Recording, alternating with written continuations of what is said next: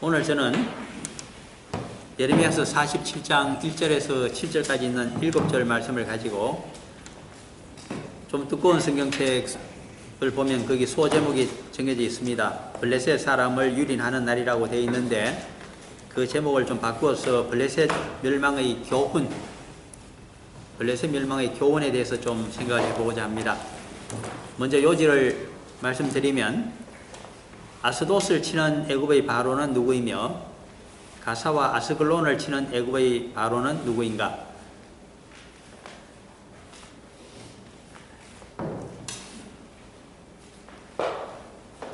블레셋 왕국들이 망함으로 해서 지중해에서 어떤 한 일들이 또 발생하고 있는가? 그렇게 좀 요지를 정해놓고 이제 말씀을 좀 풀이를 해보고자 합니다. 강의 설교를 위해서 47장 1절 말씀부터 먼저 저희들이 성경책을 가지고 어떤 말씀들이 쓰여져 있는가를 좀 묵상을 해보고자 합니다. 47장 1절은 이미 읽어보신 그대로 바로가 가사를 치기 전에 라고 이야기를 합니다. 바로가 가사를 치기 전에 블레셋 사람에 대하여 선지자 예레미야에게 임한 여호와의 말씀이라. 어느 때 선지자 예레미야에게 여호와께서 예언의 말씀을 주셨다 하는 것을 바로가 가사를 치기 전에라고 그렇게 못을 받고 있습니다. 그러면 바로가 도대체 가사를 치는 때가 언제인가를 알으셔야 언제 이 말씀이 여호와 하나님으로부터 선지자 예레미야에게 임했다는 것을 우리가 알 수가 있겠습니다. 가사라고 하는 것은 블레셋에 있는 5개 도시국가 중의 하나입니다. 우리가 이렇게 가나안의 지도를 그리다가 보면 해변가에 서남 방향 쪽에 이렇게 직사각형으로 쭉 바다를 접하면서 내려가는 한 조각이 있는데 그것이 옛날 블레셋 땅입니다. 거기에는 5개의 도시국가가 있는데 북쪽에서부터 해변가에서부터 따지게 되면 제일 첫 번째 도시국가가 아스돗으로 되어 있고 그 아래쪽에 남쪽으로 조금 오게 되면 아스글론이라고 또 부릅니다. 두 번째 도시국가 이름은 아스글론. 그리고 제일 남쪽에 바닷가에 있는 도시국가가 여기 나타나는 가사입니다. 그러면 나머지 2개는 바닷가에 있는 것이 아니라 내륙에 있습니다. 직사각형이라고 했기 때문에 조금 내륙 동쪽으로 가게 되면 아스돗에서 제일 북쪽에 바닷가에 있는 아스돗에서 동진을 해서 가게 되면 내륙 쪽에 도시국가가 하나 나타납니다. 그것이 에글론입니다. 에글론. 그 다음에 중앙에 있던 바닷가에 있는 아스글론에서 또 동쪽으로 좀 가게 되면 거기에 마지막 5번째 도시국가가 나타납니다. 그 이름이 가드입니다. 가드는 무엇으로 유명하냐 하니까 우리가 가드 출신 골리앗을 잘 알고 있을 겁니다. 그래서 가드 하면 골리앗의 고향이었다 그렇게 알고 있습니다. 그리고 그 위에 나타난 내륙에 있던 에글론 하면 에글론의 본래 파리대 왕이 유명합니다. 그래서 에글론의 파리대 왕이란 말로서 신약으로 넘어가게 되면 예수님을 빗대어서 너는 마귀와 같은 에글론의 파리의 대왕의 힘을 입고서 이 능력을 행하고 있지 않은가 하고 그렇게 이야기를 했을 때 바로 거기가 에글론입니다. 그 다음에 도시국가는 아니지만은 제일 남쪽에 있는 오늘 이 가사입니다. 바닷가 제일 남쪽에 있는 가사 도시국가에서 내륙으로 가게 되면 평야가 나타납니다. 아주 기름진 평야가 나타납니다. 저보고 예를 들자면 그것은 한국의 호남 평야와 같다 하는 것인데 그 평야 이름이 창세기에 그렇게 나타나는 그랄 평야입니다. 이 5개 도시국가를 먹여 살 수 있는 충분한 양식이 어디서 곡식이 생산되느냐? 그랄 평야에서 생산이 됩니다. 옛날에 조선을 먹여 살렸던 곡식이 어디서 생산됐느냐 묻게 된다면 호남평야에서 거의 대부분 생산했다 이렇게 얘기할 수 있듯이 그랄 평야가 먹여 살리는 곡식 창고입니다. 그러므로 이 곡식을 갖고 있는 자가 옛날에는 그곳을 다스리는 왕이 됩니다. 그래서 5개 도시국가에는 각 왕이 있는데 그 왕을 지배할 수 있는 왕중왕이 누구냐? 어디 살고 있느냐? 당연히 그것은 옛날로 따지면 호남평야, 블레셋으로 따지면 그랄 평야를 지배하고 있는 직할지로 갖고 있는 그가 바로 연맹왕입니다. 연맹왕이기 때문에 칭호를 옛날 그 지역 말로서 히브리도 같습니다만은 블랙색도 같은 용어를 사용합니다. 멜렉이 바로 왕입니다. 그 동네에서는. 왕들의 아버지이기 때문에 5명의 도시국 왕들이 있는데도 그것은 자식 왕이고 아버지 왕이기 때문에 아비자를 붙입니다. 한국 사람이 아비라고 하는 거나 그쪽 블랙색 사람이 아비라고 하는 거나 이스라엘 사람이 아비라고 하는 거나 다 같습니다. 옛날에 말이 하나 있기 때문에. 그래서 아비멜렉. 그래서 창세기에 그렇게 아비멜렉이 나타났구나. 창세기 20장에도 나타나고 26장에도 나타났던 아브라함 시대에도 이삭 시대에도 항상 아비멜렉이 나타납니다. 한 100년 정도 차이가 나는데도 아비멜렉 오래 살았겠네, 한 200살 살았겠네, 그 말이 아니고 아비멜렉이 바로 왕중왕의 칭호였기 때문에 연맹왕이라는 뜻입니다. 그러면 이제 압니다. 이 가사를 위치가 바로 블랙색 땅 제일 남쪽에 있는 해변가의 도시국가 가사였는데 여기를 바로가 쳤다. 이제 하나 여쭤봅니다. 애굽에서 쭉 와서 해변길로 가게 되면 제일 먼저 가사가 나타납니다. 거기를 치기 위해서 육군을 갖고 쳤을까요? 애굽의 황제인 바로가 해군을 갖고 쳤을까요? 이제 그게 가장 간단한 질문부터 우리가 역사적으로 질문을 하고 답을 얻어봐야 됩니다. 가장 가까운 곳을 치는데 육군이 갔을까요? 바로가 해군을 갖고 갔을까요? 1번 육군, 2번 해군. 2번. 2번 해군입니까? 네. 1번 육군. 해군 같은 육군이죠. 예. 육군을 갖고 친 바로도 있고 그 위를 해군을 갖고 친 바로도 있습니다. 그래서 제가 여쭤본 겁니다. 어느 것이 먼저냐 하니까 해군을 갖고 친 바로가 먼저입니다. 언제 쳤을까요? 자, 이제 역사를 좀 그래도 아셔야 됩니다. 그 잘못된 답이 아니고 미리 제가 드릴 말씀을 미리 얘기한 답이죠. 주전 612년이 되면 메소포타미아를 지배하고 있던 아수르 제국이 메대와 바벨론에 의해서 자신들의 수도를 빼앗깁니다. 아수르의 수도가 어디 있었을까요? 유프라테스 강가에 있었을까요? 티그리스 강가에 있었을까요? 2번. 예, 그렇습니다. 그렇습니다. 티그리스 강 상류에 니느웨라고 하는 도시가 있습니다. 그것이 그들의 도성입니다. 그것이 아수르의 수도 니느웨인데 그 북쪽에 보면 카스피해 사이에 메대 왕국이 있었습니다. 그것은 아리안족입니다. 아리안이라고 하는 것은 동서양의 유목민들이 카스피해에서 민거리 되어서 혼혈이 되어서 나타나는 족속이 아리안족이기 때문에 굉장히 아름답습니다. 코는 서양 사람의 코를 닮아서 뾰족합니다. 눈은 양쪽 눈이 섞여서 굉장히 갈색이지만 때론 푸른 빛깔을 띠면서 아름답습니다. 얼굴 형체는 길쭉하고 둥근 것이 모여서 정말 갸름하고 아름다운 얼굴 모습이 나타납니다. 그리고 눈이 움푹 들어가면서 코가 튀어나오고 그래서 한마디로 인형 같습니다. 중동의 미인이 바로 대충 카스피에서 태어났던 그 동서양의 유목민들이 민거리 돼서 내려오는 아리안족 일족이 아마 되면 중동에서 가장 아름다운 미인이 됩니다. 그렇게 보시는 것이 정확할 겁니다. 이 아리안족이 민거리 되게 되면 잡종강서로 힘이 강해지는 족속이 나타납니다. 그들이 남하를 합니다. 그들의 꿈은 한결같습니다. 우리가 저 두 강 사이에 있는 삼각주, 저 고대 문명이 꼽히고 있는 아름다운 땅, 기름진 땅, 저기를 한번 점령해서 배부르게 먹고 살아봤으면 이것이 유목민들의 꿈입니다. 그런데 남하를 해보게 되면 거기를 들어갈 수가 없습니다. 왜 메소포타미아 지역을 아리안족이 차지할 수가 없을까요? 이게 또 쾌천입니다. 그 이유는 뻔합니다. 자기들보다 훨씬 강한 자들이 그 좋은 땅을 지배하고 있기 때문입니다. 그 옛날에 바빌론이 지배했습니다. 그전에는 니무르 제국이 있었습니다. 성경 창세기 10장쯤, 아니 9장쯤에 나타납니까? 11장에도 나타납니까? 9장쯤에 있겠군요. 바벨탑이 무너졌을 때 9장 10장 가게 되면 11장까지 있습니까? 바벨탑 11장 초까지 있는 것 같습니다. 바벨탑이 무너졌을 때 그때 니무르 제국이 있었습니다. 그 다음에 수메르인들이 또 있었고 거기에는 아모리 족속이 한데 들어와서 지배를 했었고 그리고 아수르가 지배를 하고 있고 제국을 이루면서 그 다음에 바빌론 제국이 있고 페르시아 제국이 지배를 합니다. 한 번도 쉬지 않은 땅입니다. 그러니까 들어올 수가 없죠. 그래서 카스피해와 티그리스 강 사이에 메데라는 나라를 가지고 아리안족이 오래전부터 왕국을 갖고 있었습니다. 그런데 주전 610년경이 되면 또 다른 아리안족이 더 강한 족속이 하나 남을 합니다. 그들이 이름하여 무엇일까요? 바사족입니다. 그것이. 이 바사족이 내려와서 메소포타미아를 들어가지를 못했습니다. 그 대신에 이란 북부에 가서 왕국을 건설했습니다. 누구를 치고 그 땅을 뺏어서 왕국을 세웠느냐 하니까 엘람 족속을 치고 엘람 왕국을 치고 멸망시키고 바사 왕국을 세운 겁니다. 이것이 바사 왕조입니다. 나중에 거기서 유명한 영걸 왕이 나타납니다. 그가 호레스입니다.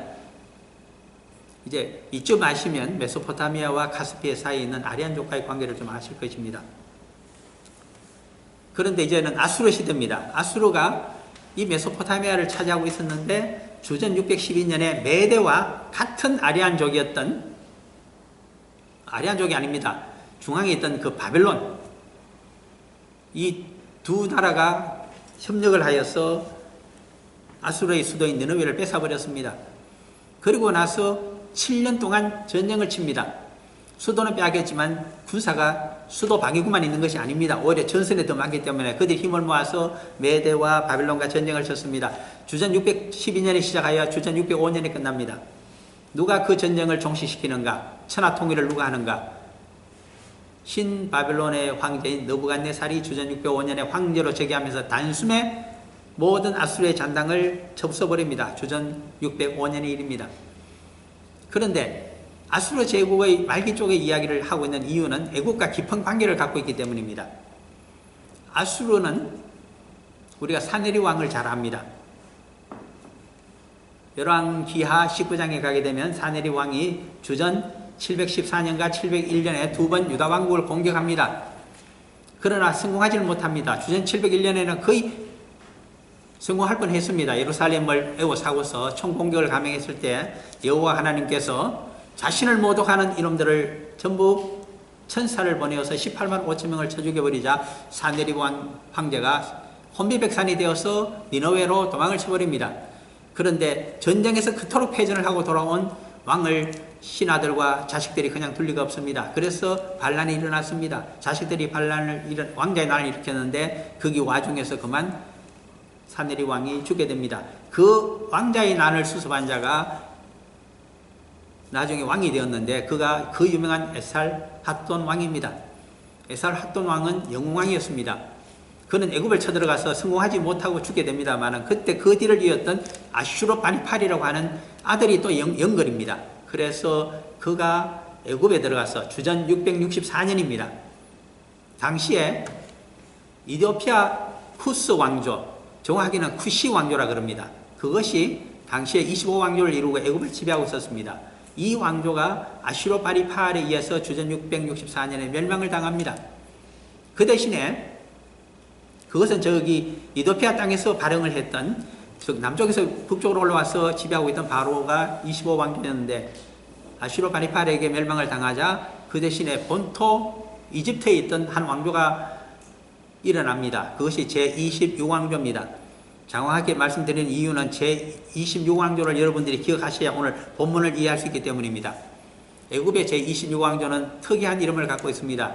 사이스 왕조라고 달리 별명이 들어있습니다. 사이스 왕조. 25왕조는 쿠스에서 일어났기 때문에 쿠시 왕조라 그러고 26왕조는 사이스에서 일어났기 때문에 사이스 왕조라고 하는데 이 사이스라고 하는 지명이 바로 나일강이 쭉 하비서 갈라져서 제일 서쪽에 가인 지류가 바다에 만나고는 바로 그곳에 있는 도시 이름이 옛날 이름이 사이스입니다. 요새 말로 바꾸려면 그 근처가 바로 알렉산드리아입니다. 거기에서 발흥한 왕조입니다. 누구에 의해서 그 왕조가 성립이 되었느냐 하니까 그 유명한 바로 느고 1세입니다. 성경에는 느고 2세가 나타나 있지만은 그의 할아버지인 느고 1세가 사이스의 왕조였는데 25왕조 쿠시 왕조가 멸망하는 것을 보고서 아슈르 바니팔 황제를 찾아갑니다. 당신의 신하가 될 것이니 우리를 좀 키워달라고 얘기합니다. 그래서 좋다고 얘기하고서 1년 동안 그를 봉신으로 삼아서 자신의 신하로 삼아서 그 나라를 부흥해 줬습니다. 그랬더니 1년 만에 죽게 됩니다. 그의 아들이 영웅입니다. 그의 이름이 퍼삼메티쿠스 1세라고 부릅니다. 퍼삼메티쿠스 1세 발음하기가 좀 힘듭니다만은 일단 느고 1세의 아들이었는데 그가 주전 663년부터 주전 610년까지 53년 동안을 애굽을 통치하면서 리비아 쪽에 있는 해양민족들 당시 해양민족이 에게해에서부터 흑해에서 쭉 해서 그 세력이 튀니지를 지나서 리비아를 본거지로 삼고 있을 때입니다. 그들과 쿠시 왕조는 전쟁을 쳤지만은 그는 그렇게 하지 않습니다.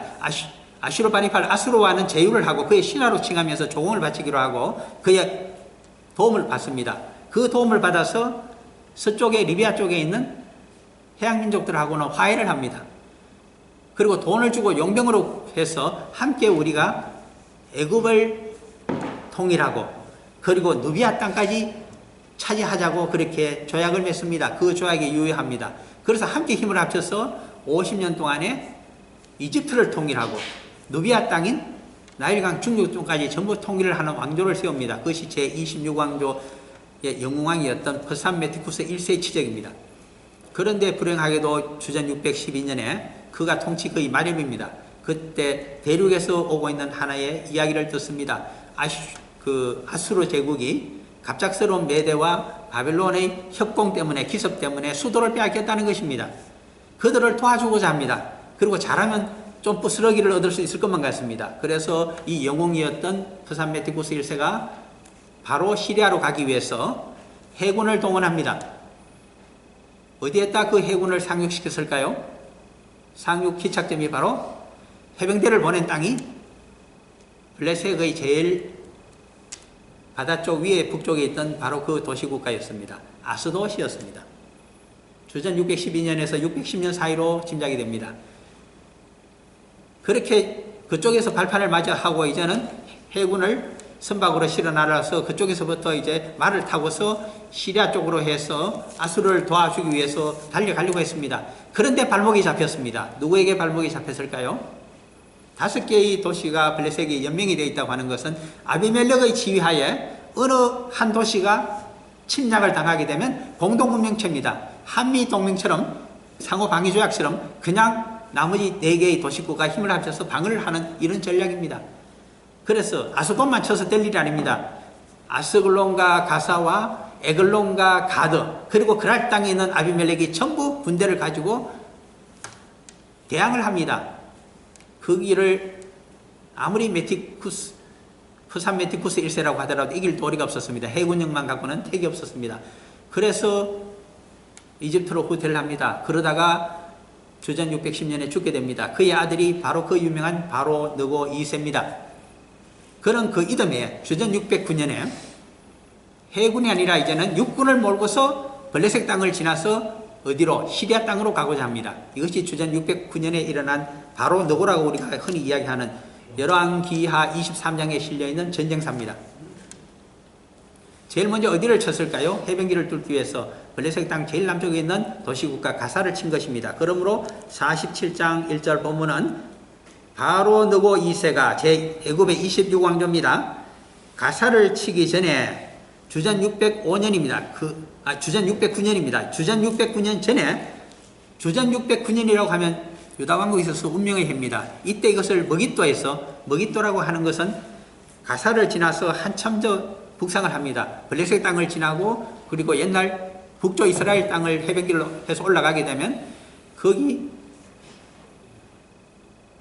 한참 올라가게 되면 갈릴리 호수 남쪽에서부터 쭉 선을 그어갖고 서쪽으로 왔을 때 그 약간 아래쪽에 보면 해변길 옆에 높은 고지대가 하나 있고 요새지가 하나 있습니다. 그 요새지 이름이 머깃도입니다.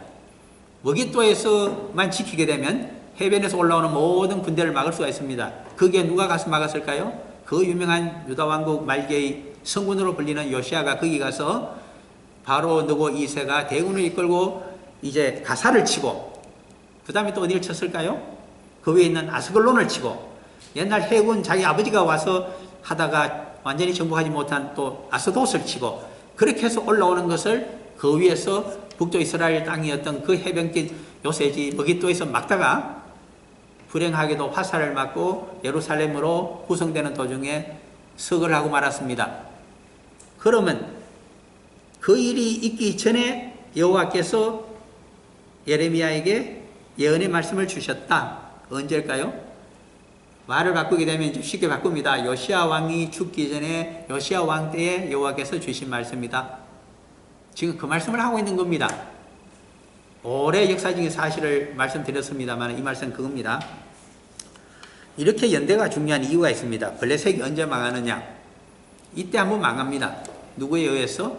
해변 도시를 다 잊어먹고 바로 느고 2세에 의해서.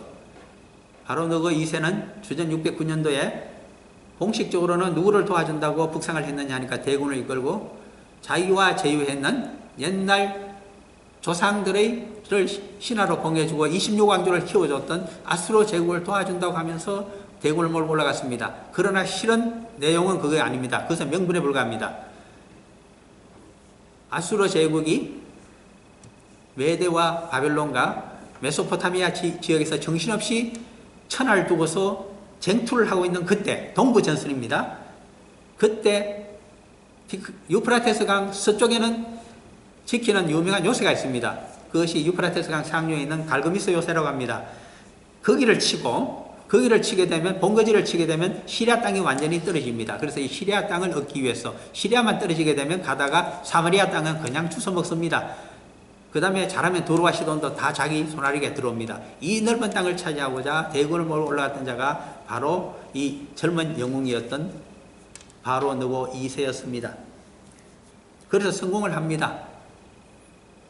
그리고 내려오다가 보니까 석 달 만에 성공하고 내려오다 보니까 성군 요시아가 죽고 그의 아들이었던 요아스 왕이 중신들과 이제 바로 느고를 맡겠다고 야단드립니다. 그래서 그를 들이쳤습니다. 치고서 요아스 왕을 붙들어가고 대신 요아스 왕의 형이었던 엘리야김 이름을 여호야김으로 바꾸어서 괴뢰 정권을 수립한 것이 다윗 왕조 말기의 시작입니다. 그것이 주전 609년에 전부 일어난 일들입니다.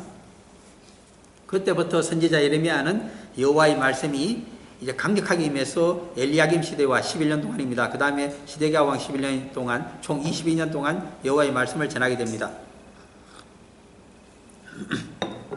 그러면 바로가 두 사람이 있었다 하는 것을 알게 됩니다. 아수돗을 먼저 해군으로 공격했던 프산메티쿠스 1세도 있었고 전부 26왕조입니다. 그의 아들이었던 바로 느고가 육군을 가지고 가사를 쳤는데 주전 609년이었다. 그 전에 요시야 왕이 그때 죽었기 때문에 그 전에 블레셋 사람에 대해서 선지자 예레미야에게 임한 여호와의 말씀을 이제부터 정리를 해준다. 기록을 해둔다는 뜻입니다. 그래서 2절로 넘어갑니다. 여호와께서 이와 같이 말씀하시니라. 보라, 물이 북쪽에서 일어나 물결치는 신을 이루어. 굉장히 시적인 표현입니다. 그러나 방향을 하나 설명합니다. 북쪽에서부터 전란이 닥친다는 겁니다. 블레셋의 남쪽에는 어느 나라가 있을까요? 한참 지나가면 애고입니다. 북쪽에는 어느 나라가 있을까요? 물론 북쪽 이스라엘 왕국이 있었지만 벌써 망했습니다. 주전 722년에 아수르에 의해서. 지금 아수르의 속국들입니다. 그러므로 아수르 땅을 의미합니다. 아수르에서 그 북쪽 땅에서부터 물결치는 신을 이루어 굉장히 큰 군마들이 내려온다고 합니다. 이것이 다 망해가는 아수르 제국의 이야기일까요? 아닙니다. 아수르 제국을 완전히 평정해버리고 메소포타미아의 패권국이 되고 천하의 패권을 치게 되는 신바벨론 제국 영웅왕 느부갓네살에 대한 이야기입니다. 느부갓네살이 주전 605년에 왕이 됩니다. 황제가 됩니다. 황제가 되자마자 그는 그때까지 저항을 하고 있는 메소포타미아 지역의 아수르의 잔당을 전부 소탕해버립니다. 그 다음에는 유프라테스강 상류에 있는 갈그미스 요새를 들이칩니다. 누구를 쳤을까요? 애굽의 바로가 남겨둔 주둔군을 들이쳤습니다. 형편없이 무너집니다. 그 다음에 시리아에 있는 모든 애굽의 군대를 남쪽으로 몰아내면서 계속 군마를 달려서 남하를 하면서 달려옵니다. 달려와서 시리아를 전부 집어삼키고 사마리아를 집어삼키고 그 다음에 블레셋을 집어삼키게 됩니다. 어디까지 몰아붙였을까요? 애굽의 바로의 군대는 나일강 유역으로 들어가서 꼼짝을 못하고 그냥 본국으로 가서 그대로 나라의 빗장만 잠그고서 그렇게 방어를 하게 됩니다. 이제 그때 일입니다. 그것이 2절입니다. 여호와께서 이와 같이 말씀하시니라. 보라, 물이 북쪽에서 일어나.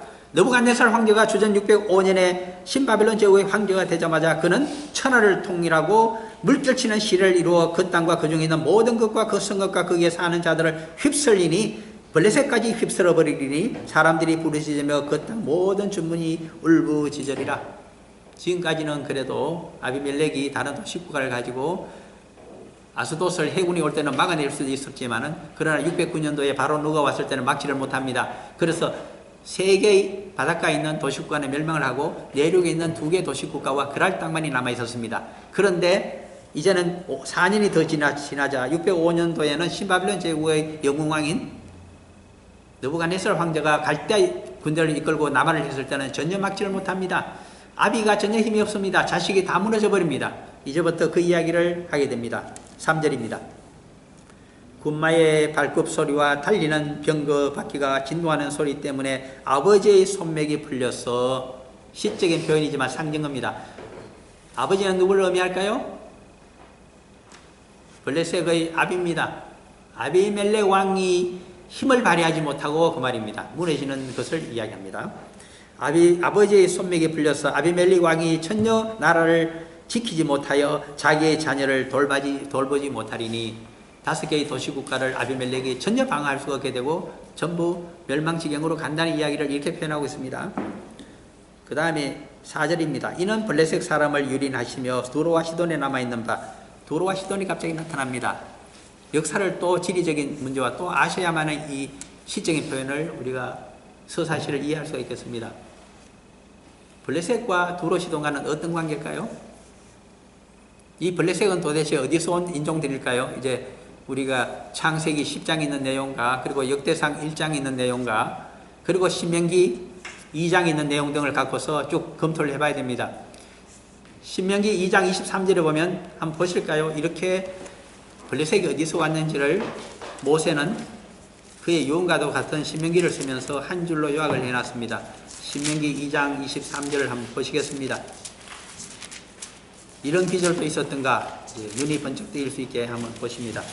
신명기 2장 23절 블레셋에 대한 정확한 족보를 적어놓고 있는 데입니다. 신명기 제2장 23절 찾으셨으면 같이 읽어볼까요? 또 갑돌에서 나온 갑돌 사람이 가사까지 각촌에 거주하는 아위 사람을 멸하고 그들을 대신하여 거기에 거주하였느니라. 아멘. 이 갑돌 사람이 누굴까요? 바로 블레셋입니다. 갑돌이 도대체 어디일까요? 갑돌은 섬입니다. 티그리스 섬일까요? 오늘날의 아닙니다. 이쪽에 사이프러스 섬일까요? 안 그러면 크레타 섬일까요? 이것은 크레타 섬을 의미합니다. 갑돌임 또는 갑돌이라고 옛날 이름이 나타나는 것은 이것은 크레타 섬을 이야기합니다. 크레타 섬의 위치는 에게해, 그러니까 그리스 반도 최남단에서부터 한국이 뭐 최남단의 해남 또는 고흥이라고 얘기합니까? 거기서부터 남쪽으로 100km를 내려옵니다. 그렇게 되면 거기에 누워있는 섬이 하나 있습니다. 그것이 크레타입니다. 이 크레타 섬을 누가 차지할까요? 이제 그것을 한번 보시기를 바랍니다. 어디를 가셔야 될까요? 창세기로 들어갑니다. 창세기 10장으로 가셔서 이 크레타 섬의 이 갑돌이 섬의 주인이 누구인가를 이제 보시겠습니다. 창세기 10장 14절입니다.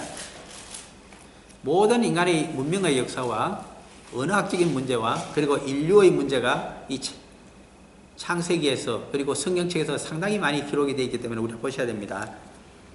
창세기 10장 14절 읽어봅니다. 바들루심과 가슬루임과 갑돌임을 낳았더라. 가슬루임에게서 블레셋이 나왔더라. 아멘.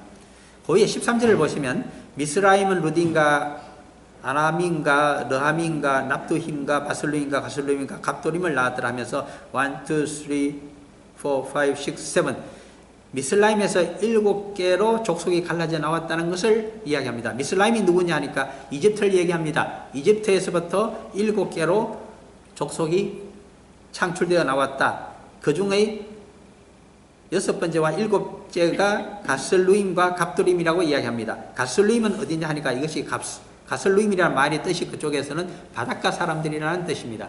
그것은 어느 바닷가 사람이냐 하니까 애굽의 바닷가에서 살던 사람들이 가슬루임 족속들입니다. 그리고 그들이 섬으로 건너갔을 때가 갑돌임 섬 크레타 섬으로 또 건너갔습니다. 이렇게 번성을 했는데 가슬루임에서 살던 사람들이 갑돌임으로 건너게 됩니다. 그들이 바로 블레셋 사람이었습니다. 거기서 또 어디로 건너갑니까? 이 크레타 섬에서 대륙으로 건너옵니다. 이들은 함 족속들이죠. 흑인종들입니다.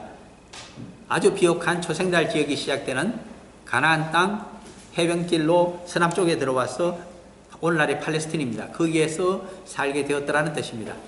그런데 이 해양민족들 가운데 크레타 섬과 섬에서 원래 해양민족은 저쪽에 에게해도 있었고 흑해 주변에도 있었습니다. 그들이 이스라엘 쪽 가나안 쪽으로 들어오기 위해서 지배했던 땅이 하나 있습니다. 이것은 에게 문명권에서 지배한 땅입니다. 백인들이. 그것이 바로 가장 가까이 있는 섬 기띔 섬입니다. 나중 이름이 구브로라고도 나타나는 오늘날 사이프러스 또는 티프러스라고 하는 섬입니다. 그 섬을 지배하고 있습니다. 그러므로 여기서 나타납니다. 두로와 시돈은, 두로는 어디에서 제일 가까우냐 하니까 기띔섬 구브로에서 가장 가깝습니다. 그러므로 기띔섬에서 백인들이 대륙으로 건너갔습니다. 그들이 만든 나라가 페니키아였습니다. 두로와 시돈들이 되겠죠. 그렇게도 볼 수 있고, 인종적으로는 가나안의 족속에서부터 두로와 시돈 족속이 나타났다고 또 설명을 하고 있습니다. 창세기 10장에서. 그러므로 제가 볼 때는 가나안에서 갈라져 나온 두로와 시돈도 살고 있었고, 또 하나는 바닷가에서 건너온 해양 족속들도 살고 있는 것이 이들의 정체고 오늘날의 레바논이 아닐까, 그렇게 짐작이 되어집니다. 그러므로 이들은 같은 섬나라 출신이요 해양민족 출신이기 때문에 누구와 깊은 관련을 가지느냐 하니까 두로와 시돈은 바로 블레셋과 깊은 관계를 갖고 있는 해양민족들입니다. 그러므로 서로 필요할 때는 도와줍니다. 그런데 그 도움을 얻지 못하도록 두로와 시돈까지 누구의 손에 떨어지는가를 지금 적고 있습니다. 나중에 느부갓네살 황제에 의해서 멸망을 당하리라. 해양민족들이 전부 당하게 됩니다. 그래서 신바빌론 제국의 지도를 보시게 되면 이 구브로 성과 그리고 갑돌임 섬이 전부 오늘날로 하면 키프로스와 크레타 섬이 전부 신바빌론 제국의 영토로 들어가 버리게 됩니다. 4절 이는 블레셋 사람을 유린하시며 그들에게 도움이 될 만한 두로와 시돈에 남아있는 바 도와줄 자를 다 끊어버리는 날이 올 것입니다. 왜 이렇게 다 끊어버릴까요? 여호와께서는 왜 느부갓네살 황제를 통해서 이렇게 유다 왕국을 치시고 그 이전에 훨씬 이전에 주전 609년과 605년에는 완전히 블레셋을 말살시켜 버리실까요? 이 이유가 도대체 무엇일까요? 이제 그 점을 좀 생각해 보자 합니다. 블레셋의 멸망만이 아니라 오늘 그 교훈을 얻기 위한 것입니다. 이것을 아시면 오늘 우리가 보고 있는 예레미야서 25장 29절 딱 한 절을 이해하셔야 됩니다. 시간이 많이 없기 때문에 한 절만 머릿속에 넣기를 바랍니다. 예레미야서 25장 29절입니다. 예레미야서와 그 주변 또 우리들의 운명까지를 정하고 있는 것이 바로 예레미야서 25장 29절의 여호와의 역사 섭리이기 때문입니다. 같이 읽겠습니다. 보라 내가 내 이름으로 일컬음을 받는 성에서부터 재앙 내리기를 시작하였은즉 너희가 어찌 능히 형벌을 면할 수 있느냐 면하지 못하리니 이는 내가 칼을 불러 세상의 모든 주민을 칠 것임이니라 하셨다 하라. 만군의 여호와의 말씀이라. 아멘. 오늘날 이스라엘과 예루살렘을 굉장히 영적으로 종교적으로 중시하고 있습니다. 왜 그럴까요? 바로 이 구절 때문입니다. 예루살렘에서 시작된 여호와의 진노와 재앙은 그대로 온 세계 끝까지 미치게 된다는 그 여호와의 역사 섭리의 원칙 때문에 그렇습니다. 이스라엘이 예루살렘이 안전하면 온 세상이 안전할 것이고 예루살렘이 멸망으로 들어가게 되면 그 여호와의 진노가 온 세상 이방 땅끝까지 미친다는 것을 알 수 있기 때문입니다. 예루살렘이 회복이 되게 되면 온 세상이 회복이 되기를 시작한다는 의미가 여기에 들어있는 뜻입니다. 그러므로 진로의 술잔을 어디서부터 마실까요? 예루살렘에서부터 유다왕국에서부터 선민들부터 마시게 되고 그 주변으로 해서 드디어 땅끝까지 이르게 된다는 말씀입니다. 그러면 예루살렘을 중심으로 한 유대왕국 가장 가까이 있는 나라가 어딜까요? 가장 가까운 이웃이 하나 있습니다. 그것이 바로 블레셋입니다. 그래서 블레셋의 멸망이 우리들에게 바로 이방인들에게 미치게 되는 여호와 하나님의 심판이 거기서부터 시작이 되고 있다는 의미 때문에 우리가 유심히 봅니다. 이것은 옛날의 이야기가 아닙니다. 2600년 전의 이야기를 지금 하고 있는 것이 아닙니다. 여호와의 예언의 말씀이기 때문에 오늘날의 이야기를 하고 있는 것입니다. 하나님의 말씀은 예언은 영적인 것이기 때문에 시공간을 뛰어넘어 오늘날에도 같은 경우에는 같은 사례에는 같이 적용이 되어버립니다. 다른 나라는 다 망했지만은 모압도 암몬도 에돔도 애굽 제국도 다 사라졌습니다. 아수르 제국도 신바빌론 제국도 페르시아 제국도 다 사라졌습니다. 대영 제국조차 거의 사라졌습니다. 오늘날은 팍스 아메리카노라고 해서 미합중국 시대입니다. 객관적으로 이야기하자면. 그런데 유일하게 하나 살아있습니다. 이스라엘이 살아있고 그 옆에 블레셋이 살아있습니다. 팔레스틴과 이스라엘의 문제입니다. 우리들에게 무엇을 2600년을 뛰어넘어서 이야기해 줄까요? 오늘 5절과 6절, 7절을 보라고 하는 이야기입니다. 그런 측면에서 이 교훈을 살펴봅니다. 우선 4절 뒷부분을 아니기 때문에 봅니다. 이는 블레셋 사람을 유린하시며 두로와 시돈에 남아있는 바 도와줄 자를 다 끌어버리는 날이 올 것입니다. 여호와께서 갑돌 섬에 나와 있는 블레셋 사람을 유린하시리라. 블레셋이 망하게 되자 거기 사람들이 옛날 자신들이 살았던 갑돌 섬으로 가서 또 피난 생활을 하고 있습니다. 그들의 난민촌이 크레타 섬에 형성이 되어 있었는데 그것도 나중에 느부갓네살이 전부 멸망을 시켜버린다는 뜻입니다. 그럼에도 불구하고 2600년을 뛰어넘어서 블레셋이 다시 살아납니다. 5절입니다. 가사는 대머리가 되었고 사라져버린 가사가 다시 나타납니다. 여기가 어딜까요? 오늘날 사자를 자자로 바꾸면 금방 압니다. 어디입니까 여기가? 가자지구입니다. 성경을 그렇게 보시기 바랍니다. 그 상징어가 그대로 나타납니다. 가사가 대머리가 되었고 대머리가 되었다고 하는 것은 두 가지 뜻이 있습니다. 하나는 틀을 완전히 밀어버렸다는 뜻입니다. 남에 의해서. 두 번째는 자기가 자기 틀을 밉니다. 대머리가 되었다고 하는 것은 살쪘다고는 말과 같이 옛날 이마에서부터 옆쪽 머리를 이렇게 한쪽을 미는 겁니다. 악인을 이야기할 때 이쪽 머리를 밉니다. 청나라가 이쪽 머리와 뒤쪽 머리까지 밀었습니다. 흉폭하다는 뜻입니다. 그것이. 머리를 민 자를 조심하여라. 특히 위에만 머리를 남기고 양쪽 옆에 머리를 민 자는 거의 조직 폭력이 아니면 그는 깡패입니다. 굉장히 조심하셔야 됩니다. 이방인 중에 이방인 자, 흉폭한 자의 표시가 살찌은 자 또는 자기가 자기 머리를 밀어버린 자들입니다. 왜 삭발을 할까요? 왜 머리를 깎을까요? 출가의 뜻입니다. 내 목숨을 내놓고 진리를 추구하겠다고 출가를 하면 좋은 뜻이지만 그것이 아닙니다. 내가 삭발을 하고 머리를 확 밀어버리고 정부에 대항하리라. 노동자 운동을 권익을 위해서 내가 희생하리라. 또는 삭발을 하고 내가 군부에 대한 저항을 하리라. 그때 머리를 밉니다. 엄청난 저항의 뜻입니다. 오늘날의 팔레스틴은 간단한 나라가 아닙니다. 전부 머리를 자기 손으로 밀어버린 족속에 해당되겠다고 하는 겁니다. 내 반드시 원수를 갖고야 말 것이다. 끝까지 이스라엘과 싸우리라. 그것이 팔레스틴입니다. 블레셋의 정신입니다. 칼을 들고 칼을 갈고 있는 자들입니다. 가사는 대머리가 되었고 5절입니다. 아스글론과 가사 위에 있는 데가 아스글론 아닙니까? 아사글론과 그들에게 남아있는 평지, 이것은 그랄 평야를 이야기합니다. 호남 평야를 이용합니다. 가 잠잠하게 되었나니 전부 잠잠하게 되었다고 하는 것은 누구에게 넘어갔습니까? 다 이스라엘에게 넘어가 버렸으니 그렇게 되었기 때문에 다 빼앗겼기 때문에 너가 너 몸빼기를 어느 때까지 하겠느냐? 언제까지 원수를 갚겠다고 너의 칼로 너의 이마를 밀고 너의 머리를 밀면서 원수를 갚겠다고 앙앙거리기를 하겠느냐? 자학행위를 하겠느냐? 여호와의 말씀입니다. 팔레스티나 언제까지 이스라엘과 싸우겠다고 하겠느냐? 6절입니다. 오라 여호와의 칼이여 너가 언제까지 쉬지 않겠느냐? 여호와의 칼이 나타납니다. 여호와의 칼로 쓰임을 받은 바빌론 제국의 황제가 있습니다. 느부갓네살 황제의 갈대아 군대가 여호와의 종이며 여호와의 칼이었습니다. 그러나 이 여호와의 칼이 여호와를 위해서 사용되지 아니하고 나중에 피지배 민족을 철저하게 소멸시키는데 계속 죄악을 범하며 우상을 섬기며 사용되게 되면 신바빌론 제국이 망해버리게 됩니다. 예레미야서 25장을 보시게 되면 11절에는 모든 나라가 신바벨론 제국 느부갓네살 황제에게 멸망을 당하고 70년 동안 그를 섬긴다는 예언의 말씀이 나타납니다. 그 다음 9절인 25장 12절에는 70년 후에는 반드시 내가 신바벨론 제국을 멸망시켜버리겠다고 하는 또 멸망의 말씀이 나타납니다. 한 구절 차이입니다. 이것을 아셔야 됩니다. 그러므로 칼이라고 하는 것은 여호와의 칼로 바람직하게 사용이 되게 되면 하나님의 역사를 이룰 수도 있지만은 사람의 뜻으로 원수 갚기를 위해서 휘두르게 되면 자기 자신을 해치게 된다는 것을 이야기해 줍니다. 그것을 우리가 여기서 봐야 됩니다.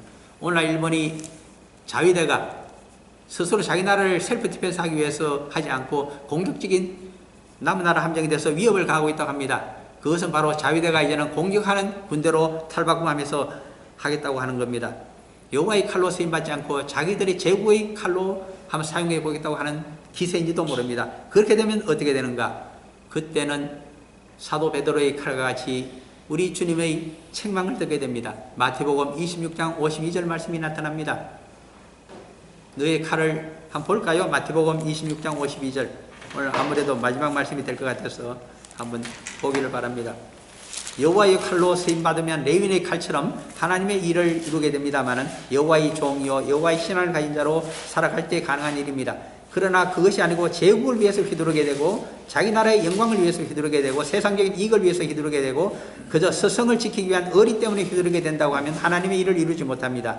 그래서 사도 베드로를 부정하시는 말씀이 마태복음 26장 52절에 나타나게 됩니다. 같이 읽어봅니다. 이에 예수께서 이르시되 너 칼을 도로 칼집에 꽂아라. 칼을 가지는 자는 다 칼로 망하느니라. 제국주의에 칼을 휘두르는 자는 그 제국주의가 다른 강대국에 의해서 반드시 망할 것이다. 여호와의 말씀입니다. 블레셋이 팔레스틴이 되어서도 끝까지 전쟁을 치르고자 합니다. 그러면 망하게 된다는 말씀입니다. 그래서 7절 결론입니다. 여호와께서 이를 명령하셨은즉 어떻게 잠잠하며 쉬겠느냐. 아스글론과 해변을 치려하여 그가 정하셨느니라. 여호와께서 그 운명을 정하셨습니다. 그렇게 끝까지 칼을 가지고 원수를 갖겠다고 달려들게 되면 다시 한번 완전히 망하게 되는 날이 도달할 것이라. 이것이 여호와의 역사적인 예언의 말씀이요 승리라고 우리들에게 일러줍니다. 그러면 이제 총 결론을 맺어봅니다. 오늘날 한국이 참 어렵습니다. 북쪽에서는 핵을 가지고 있고 핵을 폐기하느냐 않느냐 그 때문에 곧 2월 안으로 이달 안으로 미국과 북한 사이에도 정상회담을 개최한다고 합니다. 그 다음에는 한국이 또 한미회담 또 북한과의 회담을 하면서 평화냐 전쟁이냐를 또 결정해야 됩니다. 이웃에 있는 일본이 가만히 있지는 않습니다. 자기들도 이렇게 미국이 힘을 잃어버리고 있을 때 자기들도 대륙으로 한반도를 통해서 다시 진출해 보려는 옛날 정한론인지 그것을 다시 설며시 꺼내놓고 있는 지금 일본입니다. 얼마나 위험한지 모릅니다. 이때 이 말씀을 잘 생각해야 됩니다. 누가 블레셋이며 누가 이스라엘일까요? 한국은 저는 이스라엘이라고 생각합니다. 유일한 복음을 가진 나라이기 때문입니다. 일본에도 별로 복음 일꾼이 없습니다. 사실은 우상의 나라와 한 가지입니다. 공산주의 진영인 북한이 그럴까요? 러시아가 그럴까요? 중국이 그럴까요? 모두가 공산주의라고 하는 우상을 섬기고 있는 나라들입니다. 그러므로 여호와 하나님께서는 이제 한국을 통해서 복음의 대국으로 과연 여호와의 칼로 어떻게 사용하실 것일까요? 우리가 칼로서 일어서는 나라가 아니라 여호와의 종으로 여호와의 말씀으로 칼처럼 휘두르면서 일어나는 나라가 될 때에 우리의 원수를 우리를 치려고 하는 자를 이스라엘 옆에 있는 블레셋을 치시듯이 그렇게 모든 것을 평등하시는 여호와 하나님의 은혜를 우리가 잊게 된다는 뜻을 알고서 깊이 한국의 장래를 위해서 이 말씀 가지고 묵상하시면서 기도하시는 우리들이 모두 되기를 간절히 바랍니다. 잠깐 기도하고 마칩니다. 사랑하는 아버지 하나님,